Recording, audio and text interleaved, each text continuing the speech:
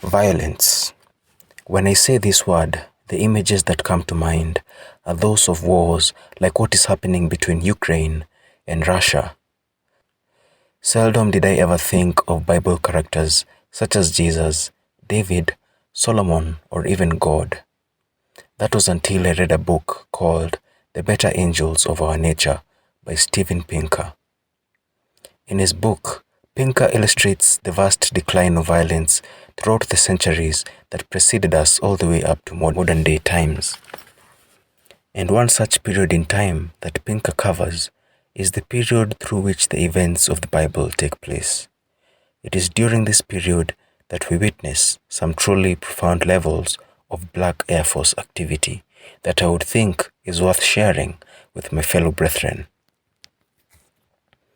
Within the very first few chapters of the Bible, we are greeted by a familiar friend of the human race, namely homicide.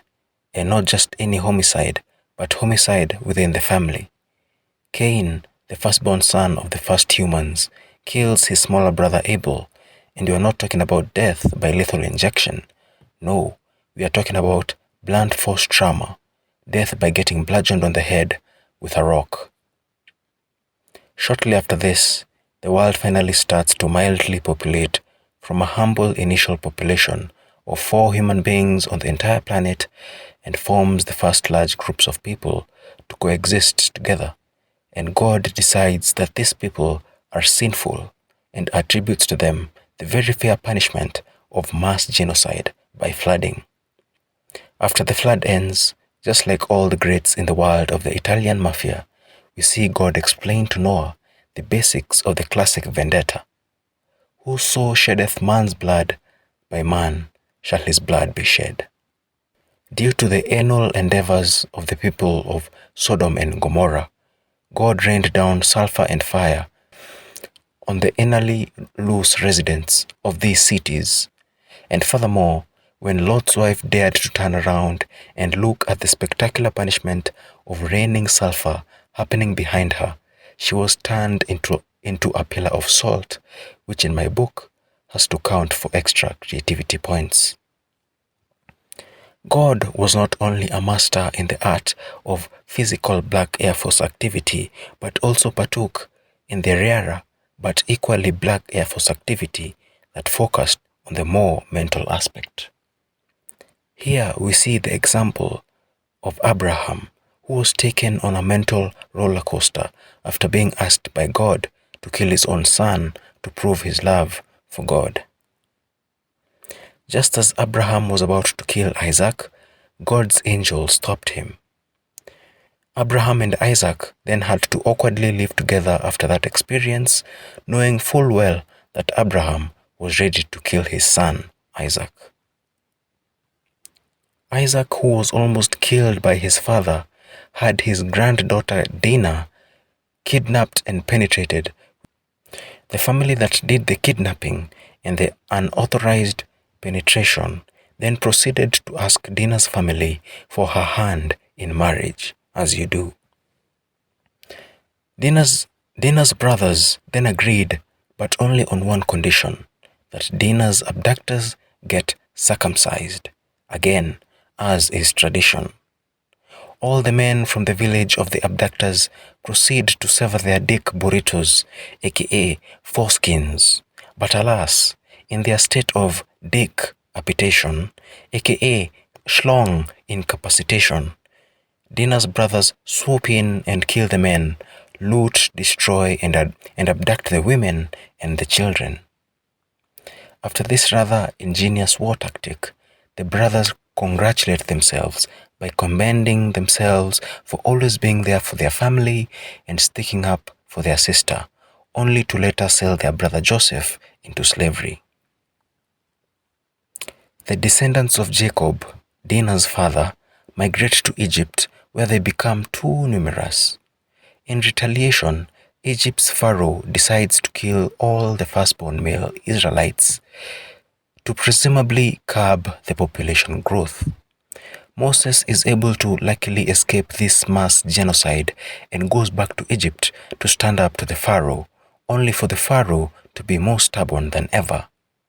In retaliation to this, God could have decided to get rid of the Pharaoh by snapping his fingers, or better yet, make the Pharaoh sympathetic to the needs of the Israelites, because after all, he is all powerful.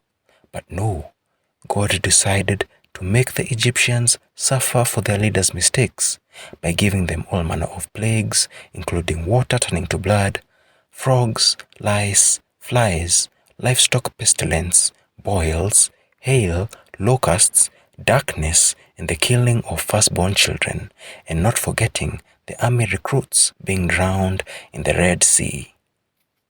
The Israelites then gather at the bottom of Mount Sinai, waiting for Moses to come back with the 10 Commandments.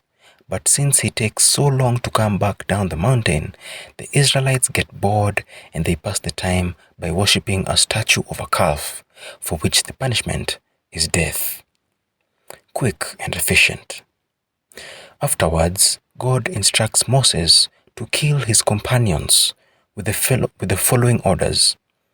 Kill everyone, even your brothers, friends, and neighbors. Moses and his brother Aaron obey their orders and proceed to kill 3,000 people. If you thought God's wrath was limited to humans, you are dead wrong. Animals also experienced the effects of Black Air Force activity when God orders the Israelites to sacrifice animals for him quite regularly. When Aaron's sons make a mistake and burn the wrong incense during one of these rituals, God gets mad and burns them to death. After the Israelites escape from tyranny in Egypt, they go on their very own campaign of death and destruction. On their travels, they encounter the Midianites and proceed to slay the males, burn their city, plunder the livestock, and take the women and children captive, much to the chagrin of Moses. Absolutely enraged, Moses orders his couples to go back and finish their job by killing the remaining women and male children. The only women to be spared, however, were the virgins for recreational purposes.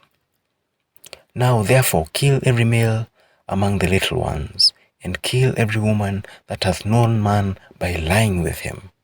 But all the women children that have not known a man by lying with him, keep alive for yourselves. The Israelites become such purveyors of death and destruction that they started to form policies, rules, and regulations they would follow every time they were at war. Smite the males with the edge of the sword and abduct the cattle, women, and children. Their policies were so advanced that they had policies for their policies. On the very probable event that the abducted women would be unwilling to participate in the activities of the night, they would shave her head, pare her nails, and imprison her in a house for a month while she cries her eyes out. And make no mistake, everybody that was not Team Israel was to receive the almighty smoke. The Hittites, Amorites, Canaanites, Perizzites, Hivites, and Jebusites were all destroyed by God's army as they were led by Joshua into Canaan. Thou shalt save alive nothing that breatheth, but thou shalt utterly destroy them, as the Lord thy God has commanded thee. After the walls came tumbling down, his soldiers utterly destroyed all that was in the city, both man and woman, young and old, and ox and sheep and ass with the edge of the sword. More earth is scorched as Joshua smote all the country of the hills, and of the south, and of the vale, and of the springs, and all their kings. He left none remaining, but utterly destroyed all that breathed, as the Lord God of Israel had commanded. As you have seen from the exhibits above, the Bible is chock full of Black Air Force activity. That's not to say that if you are a Christian that you should stop going to church and praying. Most Christians today are good people, and I honestly thank them for not taking the Bible too seriously, because if they did, we'd be living in literal hell. So for all my fellow atheists, When you see a decent Christian who doesn't think gay people should be burned to death or doesn't encourage genocide for supposedly ungodly acts, give them some credit. We must encourage progression in religion. Some people may not want to outright say that they don't believe in God for sentimental or cultural reasons, but at the same time, they do not condone all the terrible things that I mentioned in this video. And to me, that is quite harmless.